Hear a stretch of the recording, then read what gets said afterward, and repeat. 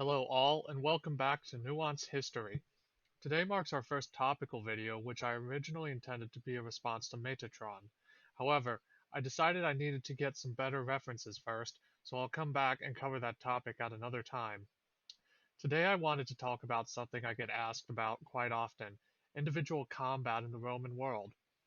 Unlike the late Middle Ages or Renaissance, there are no manuals of fencing left behind from the Roman Empire or its contemporaries.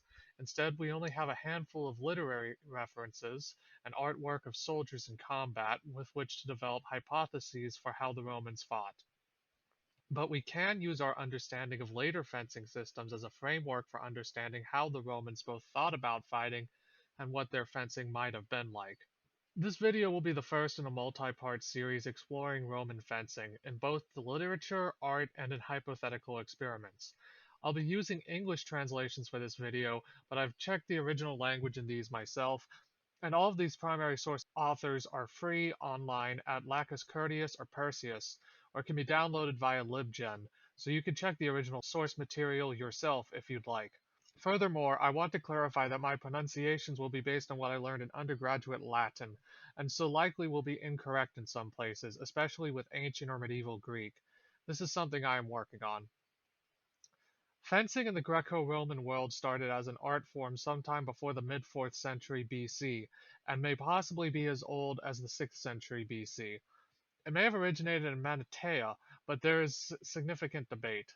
Its relationship to weapons dancing, like sword dances or spear dances, is also considered controversial. According to the research of Everett Wheeler, in classical and early Hellenistic Greece, the term Hoplomachia explicitly refers to armored fencing competitions and the art of fencing.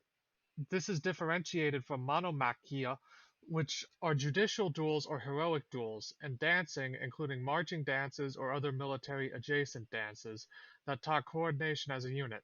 Hoplomachia was taught by either established or traveling arms instructors known as hoplomachoi, which is where the name of the Roman gladiator type, the hoplomachus, derives from. Our best sources on what occurred during these contests are Plato, Theocritus, and the inscriptions relating to the Ephebia, city-sponsored gymnasia which trained pubescent teens, called epheboi, as athletes for competition in the various games. Our first piece of evidence comes from Plato's Leges, 833 and 834, which tell us, as to trials of strength, instead of wrestling and the other strong man events now in vogue, we shall ordain fencing and armor, both in solo contests and in team competitions of anything from 2 to 10 aside. As regards the hits which a winner is to make or avoid, and how many points he must score, just as now in the case of wrestling, those who deal with this art have fixed by law the points of good wrestling and bad.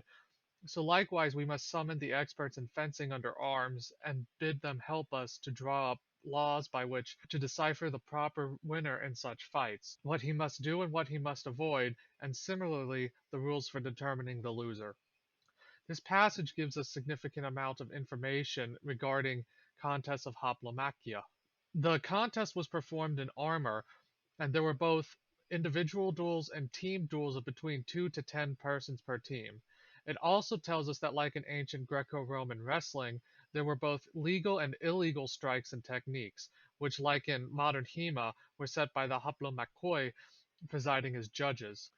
One thing that can be likewise deduced for Hoplomachia from Greco-Roman wrestling, while not directly attested, is that the size of the ring was likely one pletron square, so 30.8 by 30.8 meters, as that was the standard width of a running track. Our next two sources are Theocritus and the Inscriptiones Heraclea Ponticas 60. We'll start with Theocritus, and you will see why the Inscriptiones will be relevant in a moment.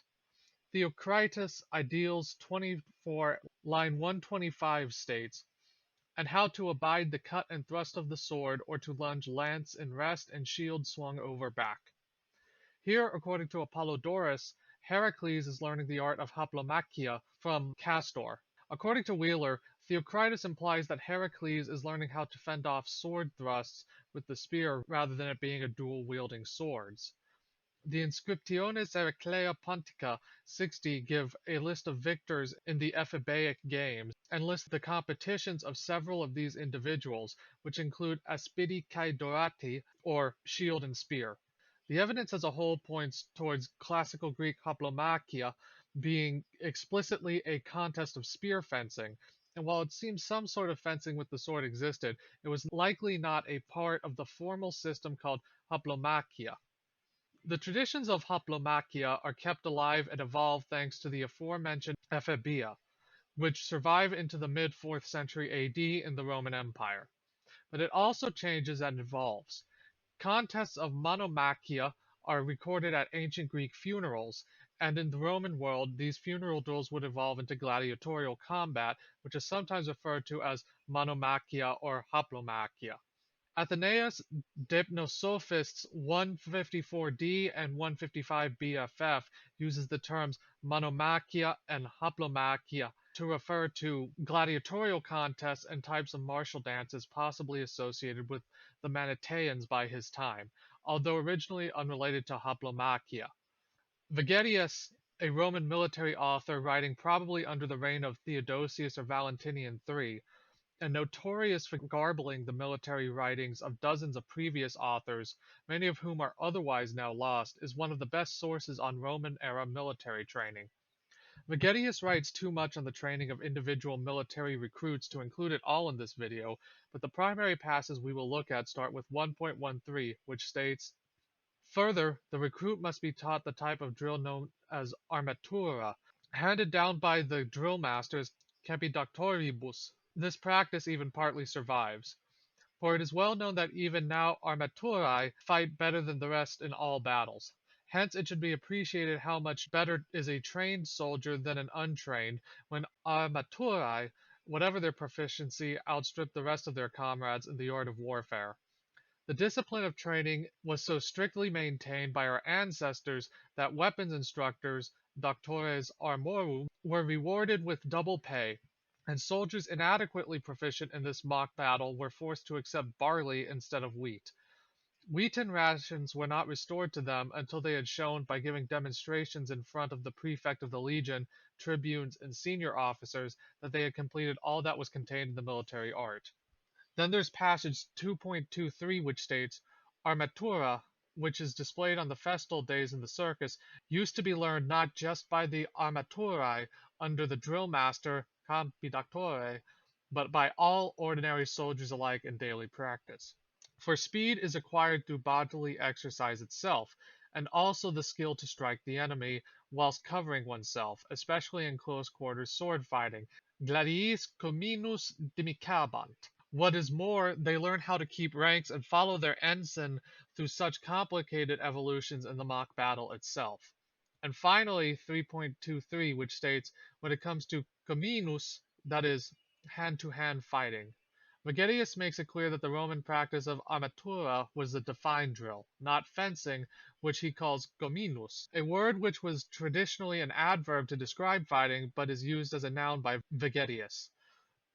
Armatura and comminus both seem to fall under a broad definition of what the Romans called hoplomachia, which by their period had become a generic term which included true hoplomachia, i.e. the contest of aspidi kai dorati, gladiatorial combat, military drills, fencing, and martial dances. The armatura was one such drill or dance, that is, it was a set of predetermined movements practiced between the student and an actor, possibly a capidoctor, doctor armorum, or an armatura, another soldier trained in the drill. This might be a fully choreographed sword dance, however, it's also possible that it could have been similar to the assalto of Achille Marozzo, a 16th century fencing instructor from Bologna. In each of Marozzo's assalti, the student and an actor go through a set of predetermined assaults and defenses in a complete set, all of which are real fencing actions designed to teach the correct techniques and footwork. It is not a dance, but to an outside viewer could easily appear as a dance, and it's easy to see how such a method of drilling could easily cross the line into a dance over time. This is not to say that the armatura was definitively like Marozzo's assolto, but based on the existing evidence, these two possibilities cannot be excluded. The idea of an assault at arms is not exclusive to Vegetius either. P. Oxyrhynchus 42 describes a sumblema, or assault at arms, of Epheboi, which is also described as a strenuous gymnastic display further down.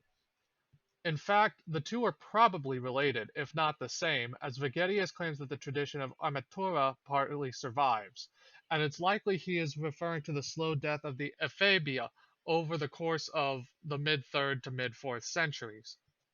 The only other possibility is that he is referring to the death of gladiatorial schools, also a valid hypothesis. In either case, it is possible, if not likely, that the Simblema and the Armatura are the same or at least extremely similar. The question then arises as to what Greco-Roman fencing looked like. In order to understand this, we need to ask 5 questions about the fencing system of the Greco-Roman tradition.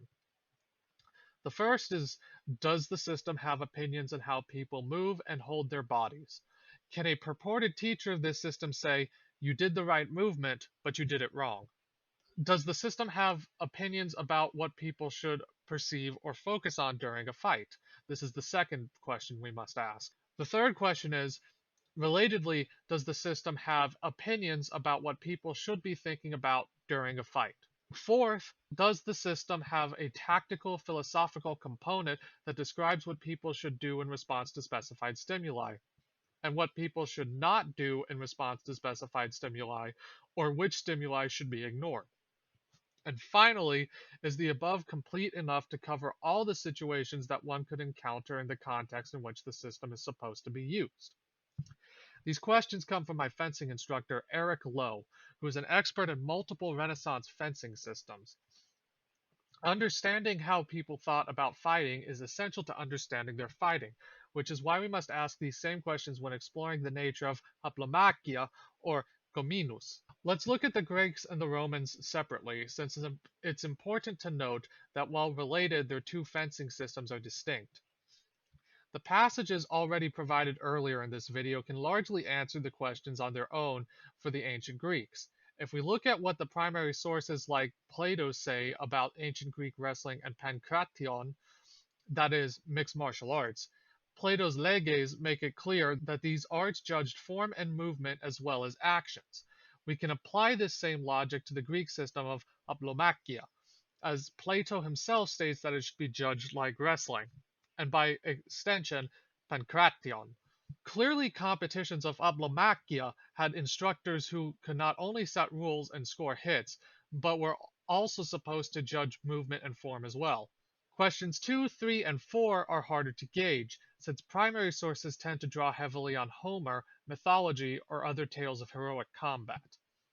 There is no specific instruction that says, stab here if your enemy goes into this guard. And while we have vague descriptions or depictions of potential techniques, there's no real source that tells us that this is the correct response. We only know that there were people who could set the rules for correct and incorrect actions in competitions. However, we can say that these hoplomachoi probably held specific opinions about what people should think about, focus on, and what actions or responses they should perform, because we know from the primary sources that there were differences in opinion on the value of learning hoplomachia. Plato's Laches, sections 181 through 184, involve a conversation between Socrates, Lysimachus, Nicias, and Laches on the value of hoplomachia, which is called haplois makomai at the beginning of the passage. In this passage, Nicias holds the assenting and Laches the dissenting opinion, and it provides valuable insight to answer questions 2 and 3, with Laches' tale of a hoplomachos named Stesilaus. Stesilaus was fighting with a doridripanon, a spearhead with a sickle's hook attached, somewhat like later bills. Laches mocks Stesilaus for the mistake he makes in the melee between the troops of two vessels, where his doridripanon gets stuck in the opposite ship's rigging as it breaks free of the warship, dragging him down the deck of the ship with it. This was put in contrast with the impressive public display he had once given before Lysimachus and Laches, presumably to advertise his teachings. One can make the argument that Laches is not just giving his opinion on the art as a whole, but on Stesilaus' execution of it. Laches is criticizing his focus on retrieving his weapon instead of continuing to fight, and that his training in Hoplomachia gave him no distinct advantage compared to the other combatants.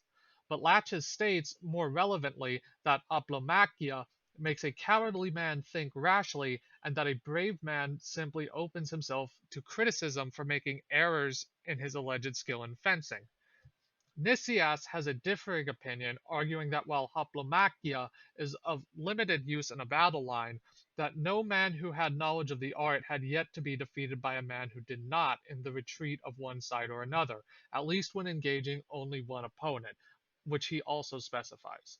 Again, while these are not explicit instructions on how to conduct the art of Hoplomachia, I think these give us an answer to my instructor's proposed criteria 2 and 3, in that those who had knowledge of the art had opinions on what its practitioners should be doing and how they should be thinking. I would also argue that along with the passage from Plato's Leges on Hoplomachoi setting the rules for correct and incorrect strikes, Laches' statements regarding brave men opening themselves up to criticism of mistakes by professing to be masters of the art also answers criterion number 4, and that the system did have a tactical philosophical component that defined correct and incorrect actions in fencing. Finally, I would argue that Hoplomachia explicitly seems to be a shield and spear, or a spear alone fencing form, and that despite the fact we don't have enough evidence to reconstruct the system, it was a complete system and therefore fulfills criterion 5. The reason for this is simple, which is that Plato's Leges and Laches outline the situations it is expected to be used in, which are intercity games, ephebic competitions, packed battle lines, and single combat outside of formation, such as skirmishing or during a rout. Unlike the instructors of cavalry, javelin throwing, or other military arts from the Greek ephabia, the Hoplomachoi do not die out in the 2nd century, and the art of Hoplomachia appears to survive until quite possibly as late as the mid-4th century. If Symblema was the same as the Roman drill called armatura, then it could be concluded that the basis of late Roman spear fencing was derived from Hoplomachia. However, we don't know too much about the Roman system of sword fencing, i.e., gominus. Our best sources are from Polybius, Plutarch, and Vegetius, along with a few others. The Romans have a lot more to say about the use of the sword and the shield, describing strikes with the umbo and shield rim, parries, or what in Bolognese we might call a mezzo, that is, a half strike, against the spear, pike, or even the lateen sword, and also mention strikes and parries with pilum. However, the context of these passages implies that training was, in the Republican era, ad hoc. Polybius 2.33.1 puts early Roman fencing training rather succinctly. The Romans are thought to have shown uncommon skill in this battle, the tribunes demonstrating to each and all how they should enter battle, both as units and as individual fighters. Such a claim is not at all out of place, as Plutarch also mentions how figures like Aemilianus or Camillus specifically instructed their troops to defend against certain attacks. In the Roman Republic, it seems, skill in fencing was passed to the army by instruction from fighters operating off of personal experiences rather than a dedicated fencing system. Even in Vegetius, centuries later, it is difficult to ascertain if this situation had changed. We really don't have confirmation for Roman fencing masters until the mid-15th century Liechtenauer tradition of German fencing, when a master named Martin Sieber says one of his masters was a Greek master. By then, the professional Roman army in its continuous, institutionalized form had been gone for somewhere over 200 years. So it's difficult to say whether this unknown master had learned a system developed from what drill instructors in the Middle Byzantine period were teaching. We only have confirmation that the capidoctores and the doctores armorum taught the armatura, and no confirmation as to whether what they taught the recruits was a true system of fencing, or if what each instructor taught was based entirely on their own experience in combat. Surely, after several hundred years, combat experience should translate to an oral fencing tradition, but we can only hypothesize that based on what other fencing systems say about their roots and origins. We do know, however, that the one place some sort of formalized fencing system may have definitively existed is in the Ludi Militi, that is, the gladiatorial schools. Valerius Maximus 2.3.2 says that, following the example of no previous general, he called in gladiatorial instructors from the school of C. Aurelius Scaurus to plant in the legions a more sophisticated system of avoiding and giving a blow. This event supposedly takes place during the war against the Cimbri and the Teutones, after the Battle of Aralsio in 105 BC. Frontinus remarks that Marius preferred the soldiers trained by these gladiatorial lanistae over his own. Unlike the gladiatorial ludi, which passed down an established tradition, up until this point there was really not a formalized institution of training soldiers, as a standing professional army technically did not yet exist. That institution began to change with Gaius Marius, who reformed how the army was recruited and funded, and a professional army was later established under Augustus. If a legionary fencing system existed, it may have begun here, developed out of early gladiatorial funeral duels, much like Monomachia and Hoplomachia, both developed out of funeral duels. But when compared to the views and evidence presented in Plato's Laches and Leges, we don't have enough evidence to answer Eric's criteria, and dictate whether Roman sword fencing was a complete system like Hoplomachia. But I would hesitantly conclude that a system of fencing developed and was passed down orally by drill masters at some point. Whether or not this began with C. Aurelius Scaurus cannot be ascertained, but I certainly like the idea of a Scaurus tradition of Italian sword fencing. In conclusion, we can say that one complete system of shield and spear alone, fencing existed in the Greco-Roman world, Hoplomachia, and by extension its unarmored form, Monomachia. We might be able to conclude, based on other limited evidence, that a formal system of show fencing may have existed in the Roman gladiatorial ludi, passed down by the doctores and the lanistae of the schools. And we might be able to conclude that a system of military fencing may have existed, but it is uncertain if this was a real formalized tradition and a complete system, or if each set of soldiers was trained purely from the field experience of drill instructors. We can finally arrive at the conclusion that a gymnastic and martial display called the Simblema or the Armatura existed, which was probably a part of the tradition of Hoplomachia. The next video will be our second podcast episode, which will be on reenactment methodology and reconstructing hoplite warfare with Dr. Paul Bardunias. You can also find the link to his book, Hoplites at War, below, along with the link to my instructor Eric's book, The Use of Medieval Weaponry, and my own. This video will be the first part of what I hope will be a series looking at the problems with reconstructing fencing without manuals, focusing particularly on Greco-Roman fencing. Part 2, which I hope to release in mid-September, will be looking at artwork of classical Roman military and gladiatorial combat, to explore problems with interpretation, reliability, and whether or not we can learn anything useful at all from art. After that, I'll look at medieval Roman art and discuss others' interpretations of it and whether or not they can be considered valid, especially considering the issues of warrior saint iconography.